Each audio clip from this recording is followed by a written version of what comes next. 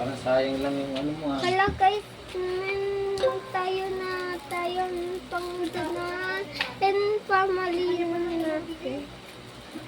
Ito kay Papa, ito kay Mama, ito kay Kuya ko, ito sa akin.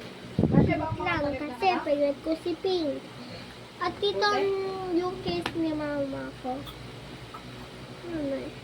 Ito yung pakain ko. Ito yung ko din. Ngayon, pwede na akong solo.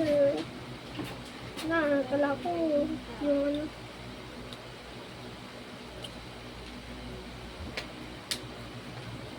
Ano may buhay? Pag nakawin na dahil.